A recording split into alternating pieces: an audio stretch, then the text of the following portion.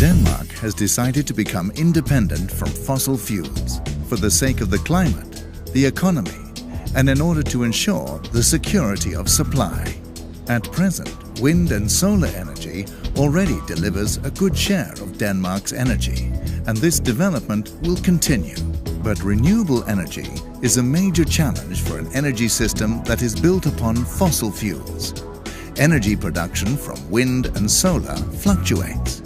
It fluctuates as the wind blows. So what renewables are reliable when there is no sun or wind energy available? Another challenge is the transport sector.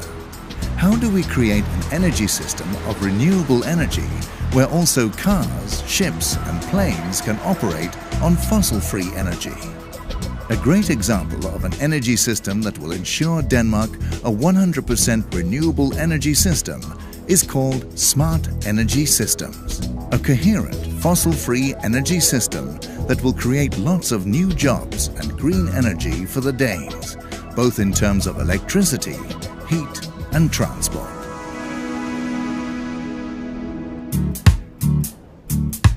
The northern region in Denmark is one of the places where they are most advanced in the development of smart energy systems. A description of the future intelligent energy system is also a journey around the northern region, to places where they are in the process of testing and implementing new technologies. It is at the Department of Planning at Aalborg University that the idea of smart energy systems is developed and described. The researchers continuously review all parts of the Danish energy system, and the results have been thoroughly analyzed and compared with new technology solutions and opportunities. The unique thing about smart energy system is that in order to identify the cheapest and the best solution, you'll have to include the whole system. If you only look at electricity, then you can only find part of the solution. But if you look at electricity together with heating or together with biomass, then you can find better and cheaper solutions to integrate wind and to implement a renewable energy system.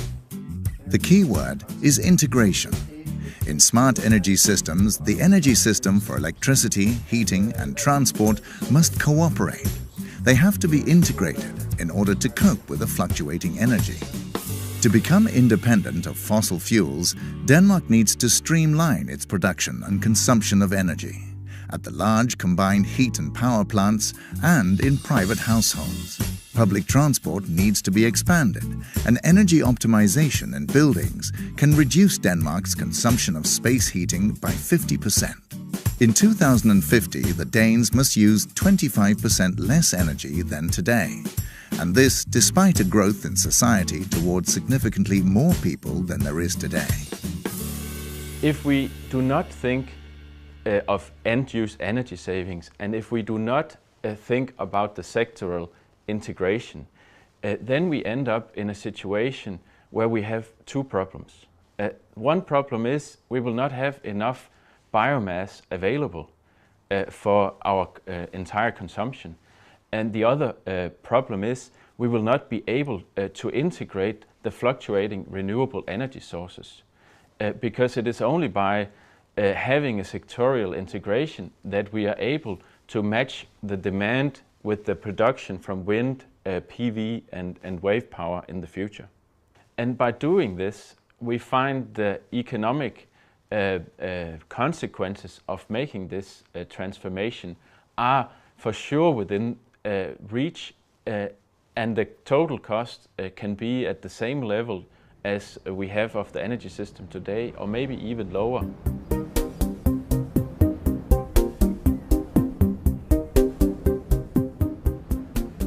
Wind, solar and wave power will provide 50% of Denmark's energy in the future. The remaining 50% of our energy production will mainly come from non-food-based biomass, wood and straw, all provided by Danish agriculture and forestry. In the smart energy system, the use of biomass is carefully assessed so that it does not become unsustainable. It is important that Denmark does not overconsume biomass, since this will start to affect other sectors such as food production. Therefore, the biomass needs to be used efficiently and correctly.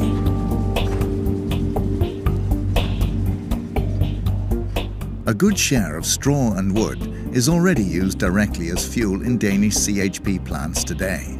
With new technology, biomass, straw and wood can be utilized to create even more energy. This will be done through the production of green gas, respectively through classic biogas production and thermal gasification.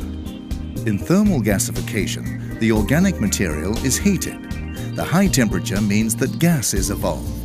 The process has a very high efficiency.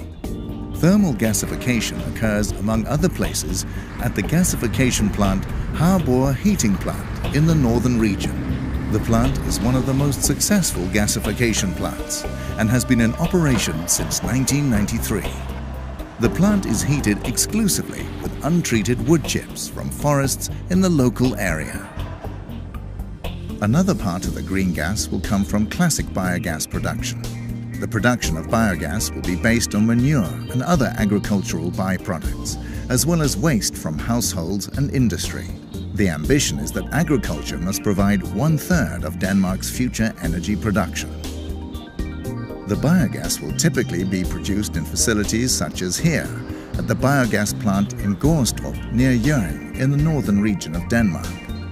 88% of the biomass the plant uses comes from aerial farms that transport approximately 300,000 tons of manure to the plant. The rest comes from energy crops. Gas production from the biogas plant at Hjørring corresponds to approximately 5,000 households' annual consumption of natural gas. Other places in Denmark, the manure will be transported in pipes to a common biogas plant.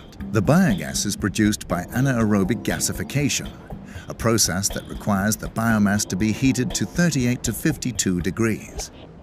When the gas is extracted, the digested manure is transported back to the farm.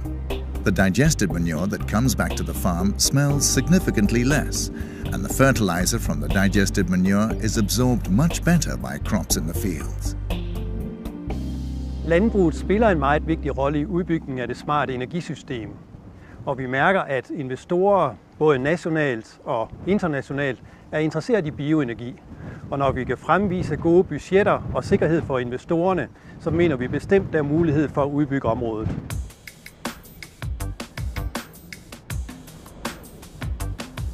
The green gas can be used in different ways in the energy system. A part of it will be used directly at the CHP plants, where the turbines will be converted from coal to gas.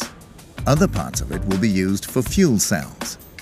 Gas turbines and fuel cells are very efficient and can quickly be switched on and off. This creates flexible power plants that effectively can adapt production to the fluctuating energy from sun and wind. The CHP plants will hereby continue to be an important part of the Danish energy system. The electricity produced at CHP plants is sent to the national power grid. In total, the green gas, wind and solar could produce all the electricity Danes need. The large amount of heat, which is a residue from the CHP electricity production, will be allocated to the 405 local district heating suppliers, who are spread out across the country. The district heating system in Denmark supplies around 1.6 million houses with heating. The district heating system connects the electricity sector to the heating sector. When there is a surplus of wind power, the combined heat and power plants can reduce their electricity and heat production. And large-scale heat pumps can produce heat which can be stored in a thermal storage. The many homes outside the urban district heating systems will be supplied with heat from heat pumps that get their energy from the power grid. Heat pumps require burial of a water pipe to about a meter in depth, as it uses the difference between the temperature in the air and in the ground. Solar panels on the roof of private housing or large commercial plants are already a great part of the heat supply system in Denmark and are to be expanded. In addition, heat will also be produced from geothermal plants, where heat is extracted from the high temperatures underground.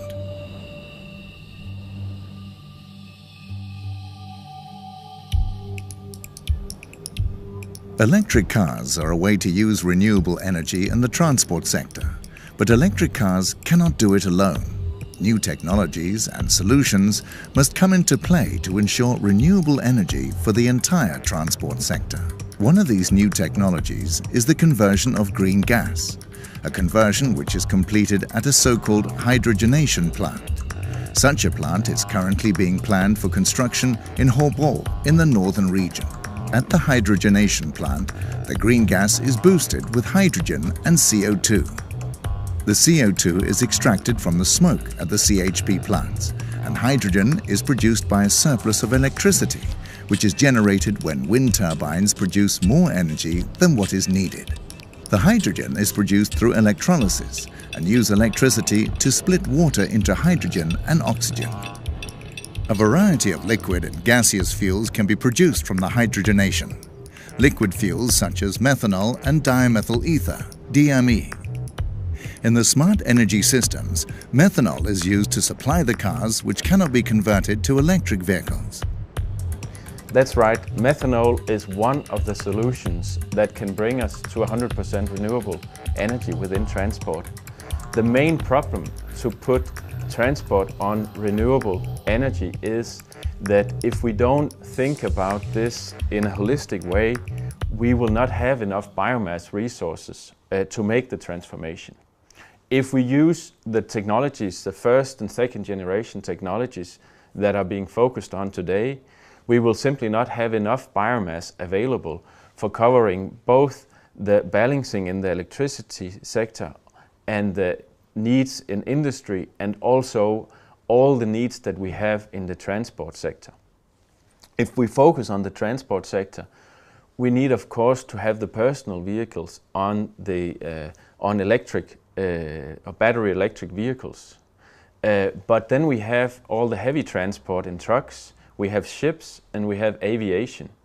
And here there are a number of solutions that we can use, and one of them is methanol, another could be methane. However, for both of these we need to find some ways where we can get power from wind or from PV into the fuels that we run the trucks, ships and planes on. If we don't do that, then we will not have sufficient biomass resources available for the transport sector.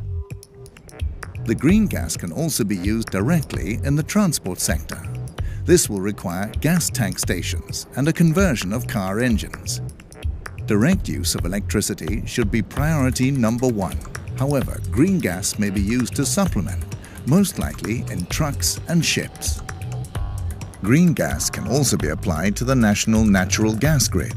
Green gas is, in fact, when it is cleaned, chemically the same as natural gas. The natural gas grid allows for storage of great amounts of gas.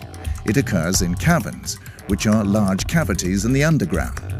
Here it is possible to store 25% of Denmark's annual gas consumption. As the natural gas in the North Sea runs out, it is possible for green gas to gradually replace natural gas in the Danish gas system. At the same time, green gas can create the much-needed balance between production and consumption in the Danish energy system. When there is a lot of sun and wind, then they produce green gas. And when there is less sun and wind, they use green gas. And that's the whole idea of smart energy systems, to combine green gas and the integration of wind and solar and make this all work. But it's not only the technical thing to do this, it's also how to implement it. And it also the idea that if we invest in doing all this in countries like Denmark and other countries that import fossil fuels, then we will spend the money on investments and then we will save imports of fossil fuels. And doing this is one of the best economy boosters we can have and job creations that we can possibly have in economies like the one in Denmark.